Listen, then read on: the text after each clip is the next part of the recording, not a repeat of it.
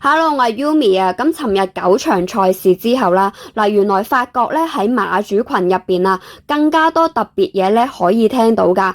所以由今次賽日開始咧，我哋每逢賽後咧都會問下相熟馬主咧有啲咩特別嘅。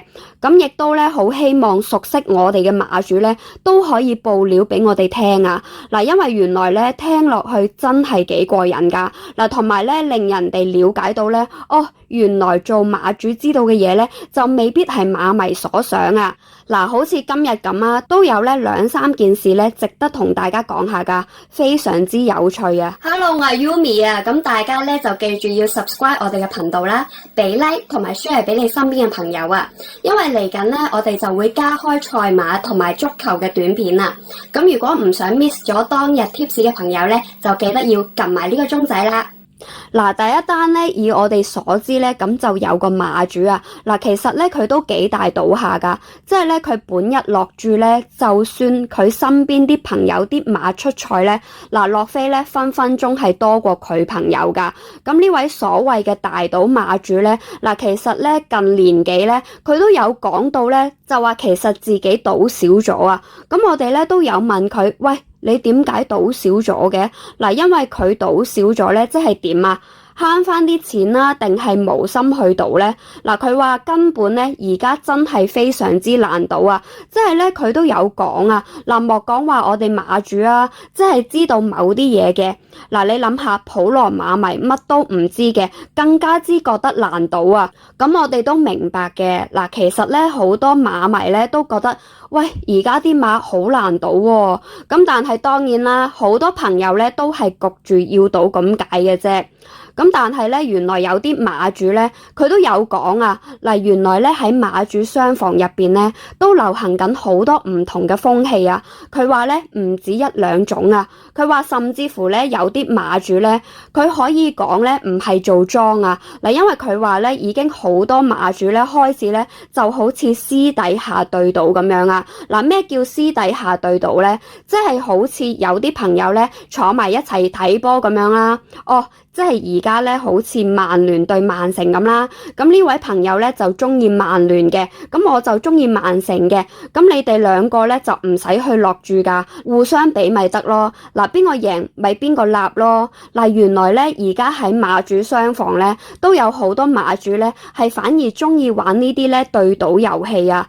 即係簡單啲啊，佢有2種玩法嘅。第一種就係例如你買6號嘅，咁我自己唔中意嘅，咁我咧又覺得受得你起嘅，咁你咪買咯，係咪先？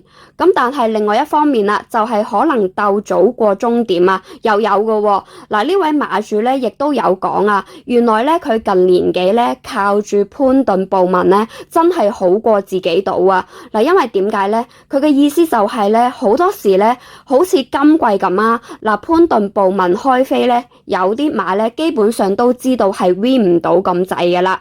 打個比喻啊，佢已經有講噶啦。佢就唔係咧賽後講俾我哋聽嘅喎，而係咧賽前都有講啊。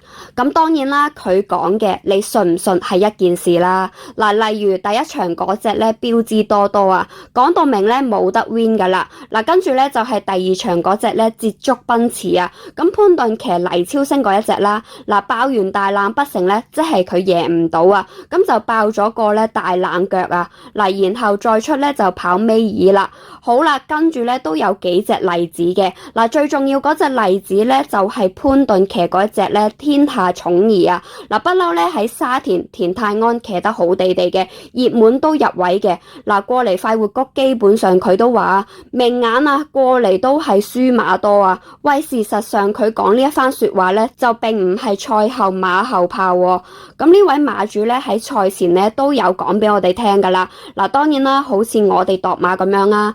除咗係聽消息消化下之外咧，都會咧真係睇下個賽績咧先去估計嘅，即係咧好少話咧加入一啲咧咁陰謀嘅嘢啊。咁但係坦白講啦，我亦都咧好認同呢一位馬主啊。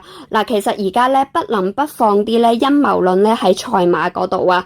因為好多時咧啲馬咧已經係輸得不明不白啊。佢都話啦，其實而家咧你有啲朋友咧係養馬嘅，又或者咧係你啲朋友咧邀請你入馬場咧，經經過馬主商房啊，又或者係嗰啲咧揸住嗰啲咩卡咧先可以入到去食飯嗰啲地方咧，其實都見到好多人咧玩對賭、玩鬥早過終點呢啲咁嘅遊戲啊。嗱，反而親自落注嘅朋友咧就只會越嚟越少啊。嗱，另外啦，咁周俊樂尋日生日啦，咁好多人咧都會覺得佢會有贏馬賀壽嘅，咁其實佢尋日表現都唔差嘅，都有馬入位嘅，咁但係問題咧，大家個焦點咧都放咗喺尾場嗰隻臘八村身上啊！咁點解會咁講呢？嗱，事緣原來有位馬主咧，咁佢就中咗尾二嗰場咧三重彩啊！咁同埋孖 T 就叫糊嘅，咁即係咧幸運星球贏嗰一場啊！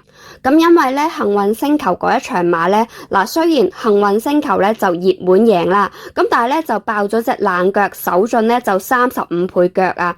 咁呢一位馬主咧，其實嗰一場孖 T 咧就雙膽嘅，咁就係咧幸運星球咧同埋有紅利雙膽嘅，咁所以嗰條飛咧就慳翻好多注啊！咁佢咧第9場咧就叫糊，就叫隻咧臘八村啊，咁就直情咧係拖全餐嘅。嗱，佢直情嗰條孖 T 咧，唔知係買咗20蚊啦，定係30蚊注嘅。咁點解會咁講咧？嗱，佢原來咧就跑完幸運星球嗰一場咧，就同隔離嗰啲馬主群咧炫耀啊！咁馬主群入邊咧都有我哋啲八卦朋友噶嘛。嗱，當然咁就爆料啦。嗱，即係賽後嘅，咁賽前就冇意義啦。嗱，因為揸住隻臘八村叫糊，其實個個都識啦，係咪先？咁啊，臘八村臨尾開跑咧，佢個飛咧係2.7倍嘅。嗱，其實未開跑之前咧，你揸住臘八村拖全餐咧，都覺得你呢條孖 T 咧仲硬啊，係睇下咧有冇冷腳出現嘅啫。咁點知咧，原來呢一隻臘八村咧轉入直路嗰陣時咧，其實都見到阿周同學咧都非常之盡力噶啦。嗱，臨尾打上嚟咧，幾隻馬鬥啊，臨尾咧都冇入位啊。嗱，甚至乎咧係平頭第4咧都冇佢份啦，佢係跑第5嘅。咁所以呢一位馬主咧，原來聽翻個八卦朋友講啊，嗱，佢咧跑完第9場咧，個人好似崩潰咁啊。嗱，首先呢一位馬主咧就並非係無畏傑馬房啲馬主嚟嘅，係啊。咁但係咧，佢咧就係其中一個幸運星球馬主嘅朋友嚟嘅。咁佢咧就真係成個人崩潰啊！嗱，因為咧真係見到呢一隻臘八村咧，邊可能入唔到位啊？嗱，其實邊有一定會入位㗎？講真，嗱，其實嗰一場馬咧，見到周俊樂咧係好落力咁樣去騎㗎。咁當然啦，賽後我哋都有問過馬房手足，嗱，其實隻馬咧有可能咧之前催谷得太強啊，嗱，搞到隻馬咧有少少厭戰啊，同埋隻馬咧，咁馬房手足都有透露咧，隻馬可能咧1650已經開始有少少嫌短啦，咁即係咧1800米咧就更加之好啦。咁啊稍後咧睇下會唔會話咧臘八村休息一陣啊，又或者咧再增程咧，大家先再留意啦。嗱，不過個銳勢咧就講到明咧冇之前咁好啊。咁嗰位崩潰嘅馬主咧，咁當然啦就招積唔到啦，就俾身邊嘅馬主朋友恥笑啦。嗱，所以咧跑馬真係世事啊，係嘛？嗱，你揸住一隻所謂好穩健嘅馬，就算係入到直路啊，好似機會好好咁啊，未到終點嗰刻咧，你都唔好以為收硬啊！嗱，最後一樣啦，尋日咧就有個馬主訴苦啊，咁佢就有隻馬咧出賽嘅，咁我哋咧就唔可以講得太明顯啦，咁就俾潘頓啦，又或者係布文是但一個騎嘅，咁呢一隻馬咧就嚟自唔係好大嘅倉啊，嗱，當然亦都落敗啦，咁呢一位馬主咧其實都有神啊，佢就話咧而家好多時咧一到嗰啲大佬咧，即係佢講緊潘頓、布文一啲咧大粒佬啊，嗱，甚至乎咧可能係麥道朗嚟講咧，咁可能有啲經理人咧已經係 mark 低咗呢隻馬咧攞嚟騎之類咁樣噶啦。嗱，佢話其實咧好多時咧憑經驗啊，咁呢啲大佬咧攞嚟騎嗰一啲馬咧都係輸硬較多啊。咁當然啦，我哋亦都有問點解有時啲大佬索騎你哋可以推嘅？嗱，其實咧佢哋就話係冇得點樣去推嘅。嗱，因為就算係練馬師咧，都會幫口話，唉，算啦，佢攞嚟騎就由佢啦，咁下次先再補翻飛咁樣咯。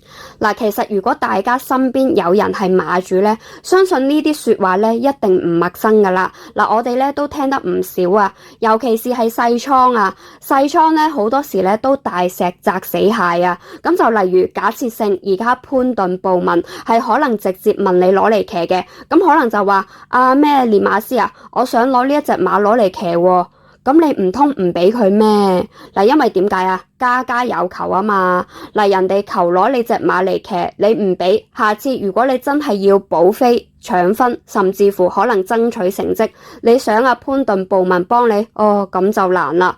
咁當然啦，呢啲大佬攞你隻馬嚟騎係真心想搏啊，定係另有目的呢？嗱，我相信各位馬迷咧一聽就會明白噶啦。咁有好有唔好啦，一定就嗱。不過呢位馬主咧就屬於唔好嘅方面咯。咁其實呢位馬主咧都唔係一次噶啦，都試過2、3次啊。咁佢都信啊。嗱，所以有時咧揸住隻好馬咧，寧願係團體馬性質啊。咁我哋咧就唔係好明點解啦。嗱，下次先問佢啊。咁可能咧個人性質養馬咧，成日咧啲騎師咧都認得個馬主咧。咁你得一個人咧就好難話推噶嘛。問到你嘅時候，咁但係如果即係我哋估計啊，嗱，如果嗰一隻馬咧係幾個朋友一齊養嘅，有團體嘅，就唔可以話一個馬主揸晒 fit 噶嘛。嗱，如果個騎師問佢攞嘅話，咁可能咧問完個練馬師，仲要問埋馬主嘅意見啊嘛。嗱，個馬主咧都有得推啊嘛，即係話，我唔話得事噶喎，要問下邊個噶喎。咁拖下拖下排位都出啦。嗱，所以咧都係一個技巧嚟嘅。好啦，下個賽馬日睇下賽後有啲咩特別嘢，再同大家分享啊。